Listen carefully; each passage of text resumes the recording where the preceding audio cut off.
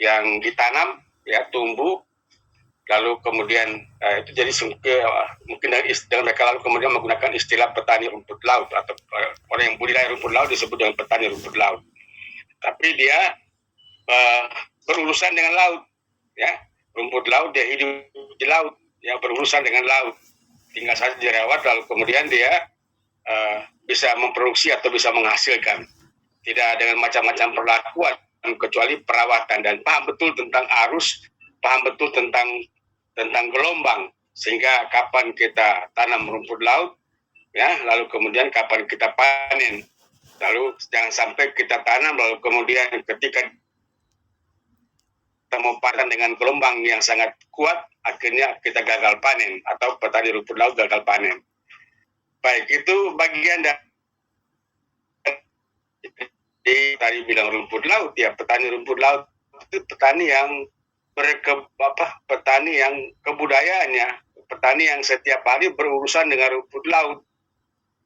Tapi kalau kita ngomong tentang kebudayaan itu ada religi, ada sistem kepercayaan, ya, ada sistem kepercayaan. Kalau memang rumput laut, sepanjang yang saya tidak melakukan pengkajian yang mendalam tentang petani rumput laut, tetapi sepanjang yang saya tahu bahwa orang budidaya rumput laut itu hanya sangat bergantung kepada teknologi, ya, mereka sangat yang ditawarkan dari luar, ya, cara mengembangkan rumput laut, mengembangkan sangat inovatif, artinya pengetahuan yang datang dari luar, lalu kemudian diadopsi oleh masyarakat di Nusa Tenggara Timur, di daerah pesisir. Mereka yang tadinya hanya hidup dari nelayan biasa, ya, nanti kita lihat tipe-tipe nelayan yang mereka hidup dari nelayan biasa, lalu kemudian diperkenalkan rumput laut, lalu diperkenalkan rumput laut, dan dia mengambil alih atau dia mengambil teknologi itu menjadi mata pencarian hidup, menjadi sumber pendapatan dia. Yang tadi sumber pendapatan dia sebagai penduduk pesisir, bukan nelayan, penduduk pesisir, dengan ditawarkan rumput laut, lalu kemudian dia dia cocok dengan dia suka karena mudah, lalu kemudian murah, lalu kemudian bisa mudah dijual, ya, dengan harga yang bagus, maka dia senang cepat sekali mengadopsi itu. Jadi Anda bisa lihat,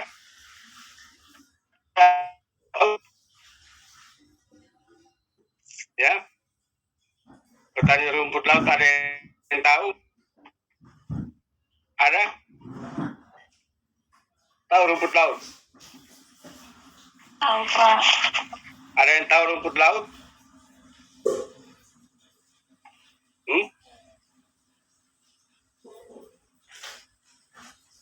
Tidak tahu? Tahu, Bapak. Tahu, Pak. Apa? Rumput laut itu dari mana? Kamu dari mana?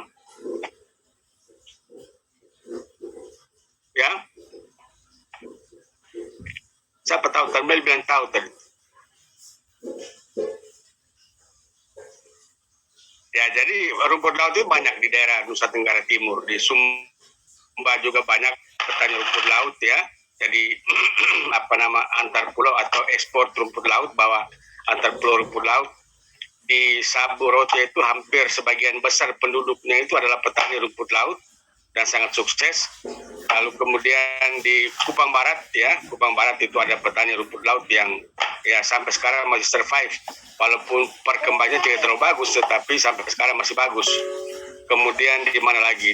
Dulunya di wilayah-wilayah Flores itu banyak petani rumput laut, tetapi karena masalah perdagangan, kegagalan dalam bisnis, sehingga banyak yang kecewa. Jadi mereka tidak lagi membudidaya rumput laut, tetapi juga dengan salah satu hal yang berikut lagi adalah rumput laut ternyata banyak hamanya, ya, banyak hamanya. Jadi gagal panen, lalu kemudian mereka tidak suka lagi. Mereka menghentikan pekerjaan sebagai petani rumput laut atau mengusahakan rumput laut. Ya, jadi itu yang saya bilang tadi, bahwa di pesisir walaupun penduduk, jadi rumput laut itu dia hanya sebagai mata pencarian, hanya sebagai sumber penghasilan, tetapi dia bisa juga dalam kaitan interaksi sosial, ya, dalam kaitan interaksi sosial. Kalau kita mau tentang kebudayaan, ya, dalam kaitan interaksi sosial, dalam kaitan dengan tadi mata pencarian hidup, ya. Lalu kemudian dalam kaitan dengan interaksi sistem sosial, dia bisa mengatur. Tetapi dalam kaitan dengan sistem kepercayaan dia tidak. Beda dengan petani, ya, pertanian itu sangat kental dengan sistem kepercayaannya. Dia tanam jagung itu mesti ada upacara. Dia kasih keluar jagung dari dalam lumbung untuk bibit juga pasti ada upacara.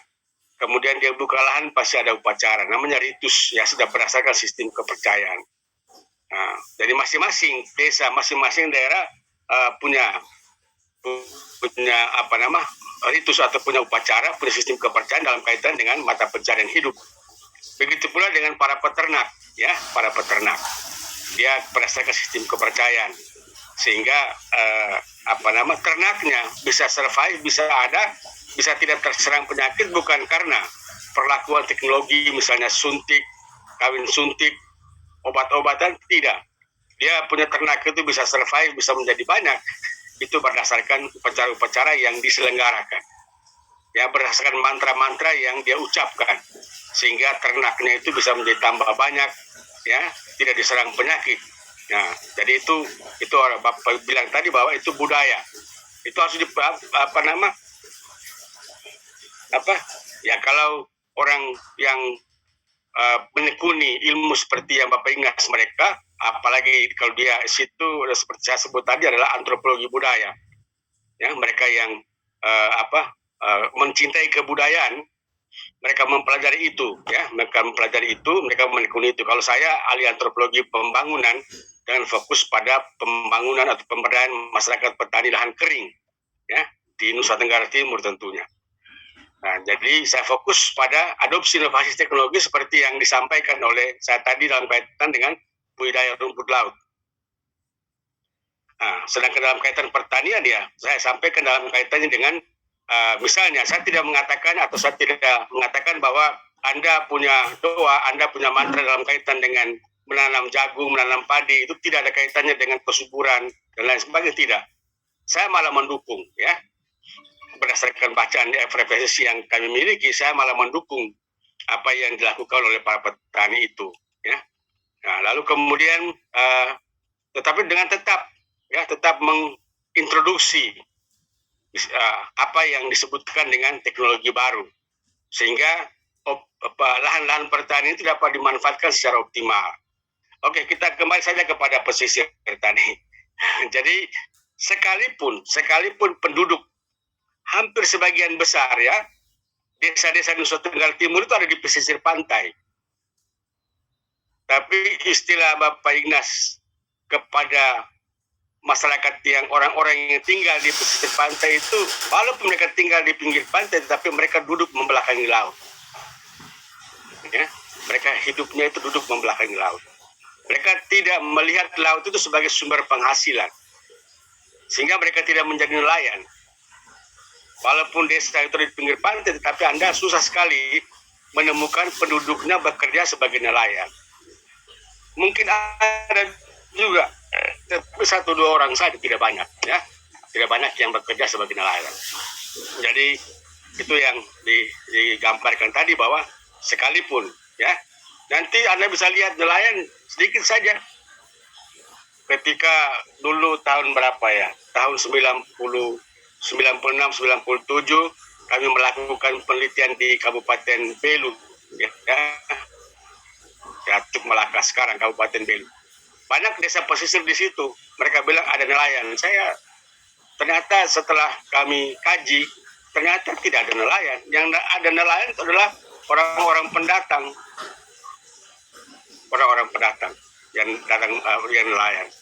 Dan bahkan ikan-ikan segar itu bukan dibawa dari Kabupaten Belu, tetapi bahkan dibawa dari Kupang, karena banyak nelayan di kota Kupang yang dalam hal ini adalah orang-orang Bugis, orang-orang Sulawesi. Mereka adalah nelayan, karena memang mereka tumbuh kembang sebagai nelayan. Ya, begitu pula dengan saya temukan di Sumba sana, Sumba. Memang banyak desa, tetapi kalau ada yang toh kita temukan nelayan, dia bukan penduduk asli Sumba. Dia adalah orang yang berasal dari Ende, ya, hampir penduduk Sumba yang ada di pinggir pantai, termasuk yang tinggal di Pulau Praisalura. Mereka itu adalah penduduk yang dulunya datang dari Ende, lalu kemudian beranak pinak di sana dan menjadi penduduk, menjadi orang Sumba yang berasal dari Ende, ya, yang Sumba yang berasal dari Ende. Islam mereka, beragama Islam. Mereka itu adalah nelayan yang handal di wilayah-wilayah itu. Jadi apa nama sekalipun, sekali lagi saya katakan bahwa sekalipun sebagian besar penduduk di Nusa Tenggara Timur, di pulau-pulau besar dan sedang di Nusa Tenggara Timur itu ada di wilayah pesisir, tapi mereka bukan nelayan, mereka adalah petani, ya, mereka adalah petani. Duduk membelakangi laut dan mereka menghadap gunung, lalu kemudian melakukan pekerjaan bercocok tanam, terutama jagung, ubi-ubian dan kacang-kacangan. Ya. Kalau memang toh pun ada, ya seperti tadi saya bilang, seperti kalau saya temukan di Alor, ya, misalnya di Pulau Pura atau di Pulau Pantar, saya temukan di sana ada nelayan, tapi mereka penduduk yang dulu disebut orang Kolot. Apa juga kita juga sampai sekarang belum sepakat apakah mereka itu apakah mereka itu berasal dari Flores Timur sana, ataukah orang Flores Timur berasal dari Pantar Alor. Kalau kami orang Flores Timur, kami bilang kami punya nenek moyang dulunya ada di pulau yang namanya Lepan Batang. Dia tenggelam lalu kemudian lari berpencar dan mendiami wilayah-wilayah seperti Pulau Lembata, Pulau Adonara, dan sebagian di wilayah ujung Pulau Flores, orang Lama Holot. Ya, jadi kami mengatakan bahwa dulu kami berasal dari situ, tetapi ketika saya di Alor Pantar, mereka bilang kami ada dari sana. Kami dari Flores Timur, ya, kami dari Lembata, kami dari Adonara, kami dari Larantuka. Nenek moyang kami dulu berasal dari sana, kita tidak tahu. Sampai sekarang belum ada kesepakatan. Ya, tetapi dalam sejarah, orang Alor bilang kami dari Flores Timur, orang Flores Timur dari, jadi begitu dia terputar begitu. Sekali lagi, jadi saya bilang bahwa orang yang ada di Pulau Alor yang nelayan itu suku bangsa yang berdarah Lama Holot. Atau ya makanya kami sekarang bahwa orang Lama Holot itu tidak hanya orang Flores Timur, Lembata, tetapi juga dengan orang Alor. Jadi Lama Holot. Ya. Jadi kami punya adat istiadat yang sama, motif sarung yang sama, bahasa yang hampir sama, ya. Ya, bahasa yang hampir sama, maka kami dalam satu rumput yang disebut dengan rumpun suku bangsa yang berbahasa Lama Holot, ya, bahasa yang kita ucapkan, kita saling mendengar, kita saling mengerti, ya. Baik, jadi memang saya ketemukan di Pulau Pura, ya, di Pulau Pantar sebagiannya itu adalah nelayan. Kalau Pulau Pura dia nelayan jauh, artinya dia bisa keluar dari meninggalkan kampung halamannya sampai 2-3 minggu baru dia kembali. Nelayan jauh, ya, berlang-lang buana sebagai nelayan, lalu kemudian kembali, ya. Jadi sebagai nelayan dia berlang-lang buana lalu kemudian kembali. Sementara yang lain-lain tidak, ya. Yang lain-lain pulau-pulau kecil di sana, tapi itu pulau-pulau kita lagi pulau-pulau kecil, ya. Dia pulau Pura juga pulau kecil, pulau-pulau juga pulau kecil. Baik, jadi ya kita ke Pulau Pulau Alor, tidak ada nelayan yang handal seperti yang Pak Ignas citrakan. Ya, dia pasti nelayan, tetapi nelayan sesuatu, nelayan musiman, nelayan sekedarnya. Karena memang dia ada di pinggir pantai, bahkan dia ada di pinggir pantai ditakut laut lagi, ya, ditakut laut. Akan pinggir pantai tapi dia takut laut. Jadi dia hanya pergi nelayan sekedarnya. Nelayan sekedarnya itu kan dia hanya pergi kalau ada pasang surut, dia pergi, orang Kupang bilang makan meeting, ya, berkarang, mencari kerang-kerang, mencari ikan kecil yang terperangkap dalam laguna, ya, kolam-kolam kecil di pinggir pantai yang surut. Waktu tetap ada, tapi air sudah surut. Dia tangkap ikan-ikan kecil di situ. Atau dia ramu kerang-kerang yang ada di situ. Ya, sebagai tentunya untuk kebutuhan konsumsi, ada protein hewani di situ, protein ikan yang sangat bagus untuk kesehatan tubuh manusia, ya, untuk ada omeganya, banyak omeganya yang sangat bagus untuk kesehatan, untuk kecerdasan, ya. Nah, seperti itu. Jadi memang orang-orang tradisional, orang-orang yang ada seperti Bapak ini gambarkan tadi, dia pergi mencari kerang bukan untuk sekedar supaya dia bisa sehat, dia makan supaya dia tidak tahu, dia tidak mengerti. Sekarang setelah dikaji, setelah diteliti, ya, baru orang mengerti bahwa kerang itu ada kandungan apa, ada kandungan omega berapa, omega 7, 3, omega 9 yang punya masing-masing punya fungsi. Saya tidak terlalu paham, saya tidak terlalu mengerti, Anda bisa dalami sendiri, ya. Anda dengar saya omong lalu kemudian Anda bisa dalami sendiri. Ya, kalau saya menjelaskan juga saya tidak bisa jelaskan karena masalah bukan punya hubungan dengan kaitan budaya lahan kering, kepulauan dan pariwisata. Tapi ingin saya katakan bahwa sekalipun ya dalam kaitan dengan hidup di pesisir, di pinggir pantai, mereka itu bukanlah nelayan, ya, mereka bukan nelayan. Nah, dan karena itu, karena kebudayaan sekali lagi bahwa ya mereka pergi sekedarnya, ke laut, tangkap ikan, selesai.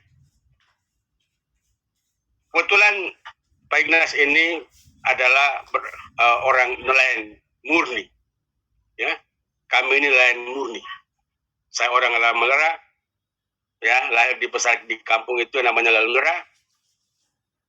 Lalu kami ini murni. Kami tidak tahu tanam jagung. Kami tidak tahu menanam, ya. Kami tidak tahu. Yang kami tahu adalah turun ke laut tangkap ikan. Ikan yang kami tangkap pun ikan-ikan besar, bukan ikan-ikan kecil. Belakangan ini baru orang mulai generasi di bawah saya, generasi di bawah Bapak Ignas ini baru mereka mulai terbiasa dengan menangkap ikan-ikan kecil.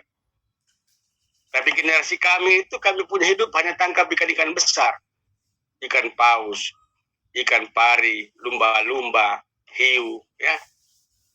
Yang tentunya resikonya sangat besar. Apalagi kita menangkap ikan paus, resikonya sangat besar. Pokok keutamaan kami adalah tangkap ikan paus. Tangkap ikan paus. Berhadapan ikan paus itu itu peluang untuk musibahnya itu besar. Ya, berhadapan ikan paus itu peluang musibahnya besar. Dan karena itu orang Lamera itu berkebudayaan nelayan, masalah nelayan itu ritusnya sangat luar biasa.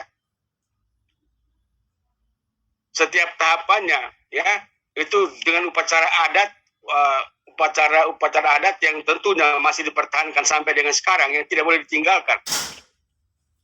Buat perahu, pergi cari kayu, untuk buat perahu ada upacara adat. Ya. Setelah kita tentukan, oh ini kita boleh ambil, pantas kita boleh ambil untuk sebagai papan untuk kita olah menjadi papan untuk membuat perahu. Nah, setelah kita tentu, kita cari pun pakai upacara adat.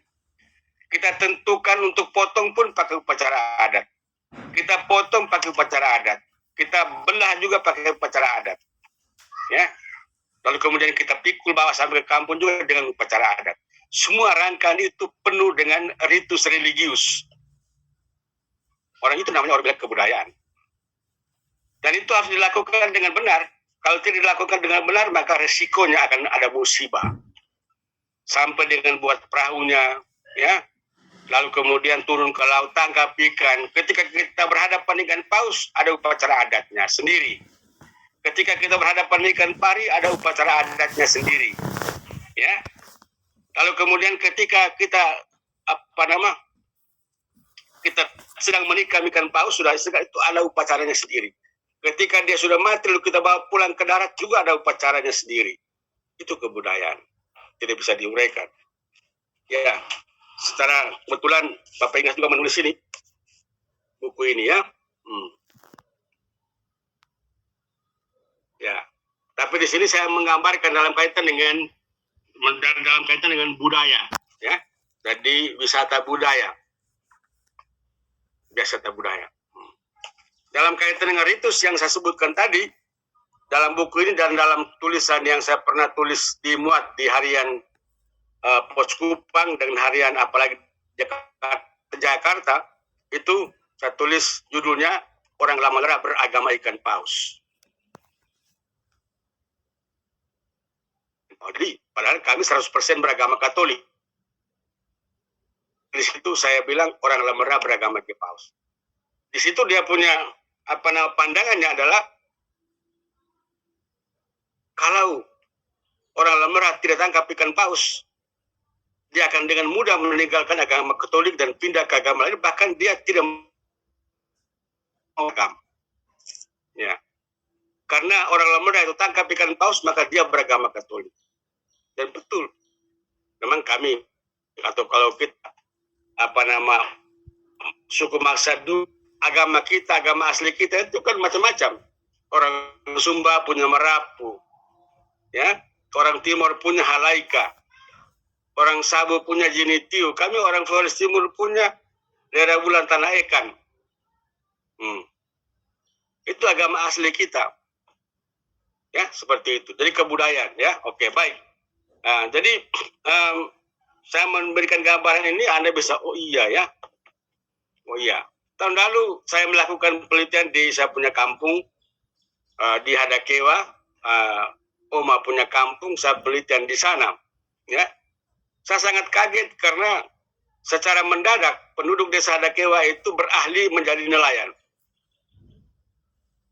Ya. Bagi saya sebagai seorang antropolog, saya mengatakan bahwa itu cultural jumping, lonjakan budaya, ya, cultural jumping, ya, jumping, ya, cultural jumping, lonjakan budaya. Lonjakan budaya itu dia akan berdampak buruk terhadap macam-macam. Saya ahli antropologi penganut teori evolusi, bukan teori revolusi, ya, tapi saya penganut teori evolusi. Artinya kita berubah tapi harus lambat laun. Kita berubah tetapi step by step, harus melalui tahapan-tahapan yang teratur dan terukur. Kalau tidak, dia akan persoalannya banyak. Kalau cultural jumping, kalau lompat salah, itu menjadi cultural shock. Ya. Lalu kemudian menjadi chaos. Ya. Social chaos. Jadi kekacauan di masyarakat. Oke, jadi saya kaget, ya, saya sangat kaget bahwa penduduk desa itu sebagian besarnya sudah beralih, hampir mereka semua sudah beralih menjadi nelayan, ya, sudah beralih menjadi nelayan. Dan nelayan juga tidak main-main. Nelayan menggunakan perahu tangkap yang modern, menangkap ikan yang sekarang Anda lihat temukan banyak, sudah hampir mau 1 bulan lebih ini ada di Kota Kupang. Itu ikan dari tempat yang saya sebutkan tadi, desa Hadakewa tadi, di Lembata sana. Ya.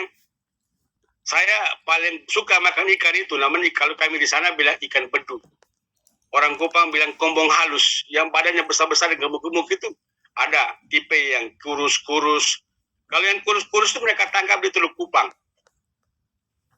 Jadi ada kombong halus itu mereka bilang itu kombong halus. Ada 2 tipe, yang kecil dan yang ukuran besar. Yang besar gemuk itu berasal dari Lembata. Yang ukuran kecil-kecil itu ada dari Teluk Kupang. Jadi mungkin dia punya gizi kurang barangkali, atau makan daging terlalu banyak sehingga darah tinggi. Ya. Tapi yang menjadi soal adalah kalau daerah-daerah Teluk Kupang itu menjadi daerah daerah nursery area, jadi daerah kembang biak, ya, daerah kembang biak, ikan bertelur dan berkembang biak di Teluk Kupang itu, lalu kemudian dia menjadikan ikan kecil di sini kurang gizi karena laut di Teluk Kupang itu sudah sangat tercemar. Laut di Teluk Kupang sudah sangat tercemar. Itu kami kaji, sudah saya memimpin pengkajian itu kelayakan wilayah perairan Nusa Tenggara Timur untuk menjadi budidaya, menjadi daerah budidaya. Ya. Laut Kupang, Teluk Kupang itu tidak cocok untuk budidaya ikan. tidak cocok untuk usaha tani rumput laut, tidak cocok untuk usaha tambak garam karena tingkat pencemaran sangat tinggi, ya. Makanya ketika orang bilang ada pengembangan garam lalu kemudian di apa sana itu, di Panitik, apalagi Pariti, ya, di Pariti kah di mana, ya, itu saya sejak awal mengatakan bahwa kamu harus hati-hati karena yang pertama adalah tingkat pencemaran sangat tinggi. Laut Teluk Kupang itu dikelilingi oleh daerah persawahan yang menggunakan zat kimia yang sangat tinggi, pupuk urea, kase dan sebagainya, lalu kemudian penyemprotan hama, ya. Hujan turun dia bawa ke laut, laut itu sangat tercemar oleh zat-zat kimia. Yang berikut lagi, ya,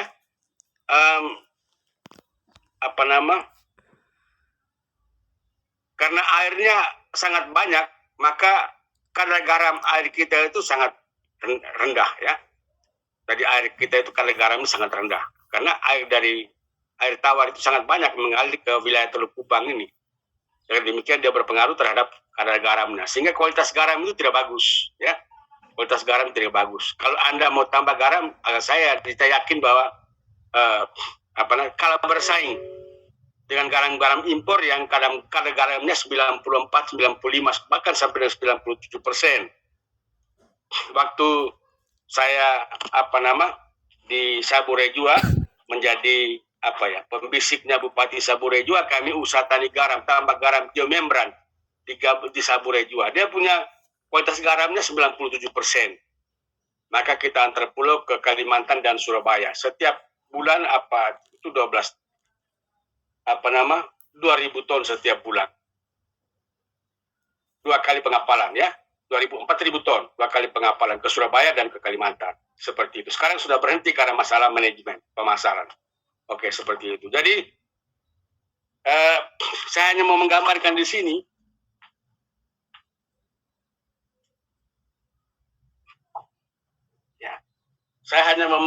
di sini bahwa wilayah pesisir itu memang potensial.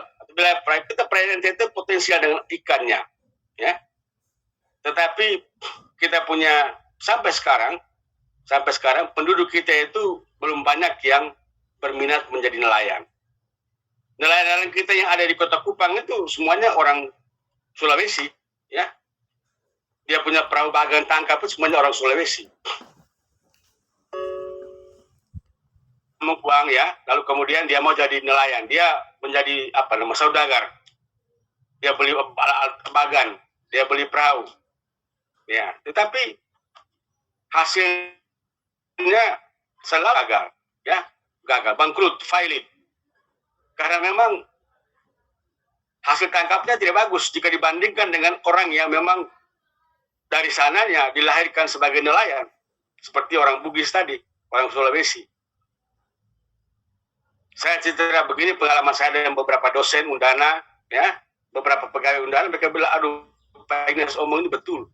Kami sering ikut bagan itu orang-orang Sulawesi mereka. Wah, luar biasa. Yang lain itu tidak tangkap, tapi mereka tangkap itu puluhan satu malam, Pak. Ya, mereka mengerti betul, mereka paham betul tentang air. Ya, itu namanya budaya. Mereka bisa kendalikan air. Mereka bisa kendalikan ikan di dalam air. Bagaimana caranya? Yang tadi Pak Ignas bilang itu ritus religius. Ada mantra-mantra, ada doa-doa yang harus dimiliki oleh mereka yang namanya murni nelayan. Dia tahu dengan baik kapan ikan itu ada. Ya, dia tahu dengan baik bagaimana caranya menggiring ikan ke dia punya tempat untuk dia tangkap. Ya, ini bukan urusan kita. Kalau saya omong seperti begini sama dengan saya kasih kuliah di Fakultas Perikanan pada waktu itu, ya. Ketika saya kasih kuliah kebudayaan masyarakat pesisir di Nusa Tenggara Timur. Sama seperti begitu. Ya, teknologi Anda itu bukan hanya dari Jepang sana dengan menggunakan arus lain, dengan menggunakan kapal-kapal tanggap yang canggih. Tapi masyarakat tradisi pun punya teknologi. untuk menangkap ikan. Seperti tadi saya ceritakan. Dia tahu dengan baik di mana ikan itu ada. Dia tahu dengan baik bagaimana caranya menggiring ikan datang ke dia punya tempat supaya dia tangkap. Ya, teknologi canggih, ya dia dengan alat. Dia dengan alat untuk mendeteksi ikan. Alat itu dia pasang di kapal-kapal modern, tentunya mahal harganya. Begitu pula yang dia punya alat untuk menggiring ikan datang ke dia punya tempat, yang dia pasang di kapal-kapal tangkap. Ya, itu sekiranya bukan urusan kita, tapi saya memberikan gambaran kepada Anda, ya, bahwa oh iya, karena Karsal ini mata kuliah ini namanya kebudayaan pertanian kering, ya, dan pariwisata itu ada, bukan kebudayaan lahan kering kepulauan pariwisata ada di pulau itu ada nelayan, tapi nelayan kita tidak seperti yang saya bayangkan, ya. Nah, seperti yang tadi Bapak bilang bahwa orang Hadakewa itu tahun lalu saya temu mereka punya nelayan. Dia baru tahapan, dia hanya baru mengadopsi inovasi. Tetapi apa ya? Dia tidak punya kemampuan seperti Bapak bilang tadi. Dia bisa baca alam laut. Kapan gelombang ini naik? Kapan angin itu datang? Kalau dia lihat awannya bergerak begini, lebih baik kita jangan turun ke laut. Karena kita turun ke laut, kita tidak dapat apa-apa. Karena ikan pada malam hari nanti sebentar itu tidak ada ikan. Dia sudah tahu kalau nelayan mengerti, ya, nelayan yang paham tentang itu. Angin bertiup, dia rasa dia punya kulit badan itu, oh 3 jam lagi, 4 jam lagi itu akan ada gelombang. Sekarang ini ikan lagi banyak nanti. 2 jam lagi ikan lagi banyak, mari kita turun sudah. Dia sudah tahu. Ya, yang namanya insting, naluri, ya, yang sudah dimiliki oleh setiap orang. Saya kira termasuk Anda belajar, bukan saya kira, tapi Anda belajar seperti ini juga bagian dari Anda memperoleh kompetensi, kemampuan yang akan Anda miliki. Ketika Anda menjadi seorang manajer perusahaan, Anda tidak perlu lihat angka-angka, tapi dari kecenderungan yang Anda amati setiap hari, Anda sudah tahu, oh besok ini perusahaan saya akan bermasalah. Minggu depan perusahaan saya akan bermasalah. Tahun depan perusahaan saya akan bermasalah. Dia bermasalah karena ini. Supaya dia jangan bermasalah saat atasi begini. Ya, sehingga Anda bisa, ketika Anda sampaikan, mungkin semua orang kaget, mungkin semua orang bingung, mungkin semua orang tidak percaya kepada Anda. Tetapi karena kompetensi, insting yang sudah Anda tanami,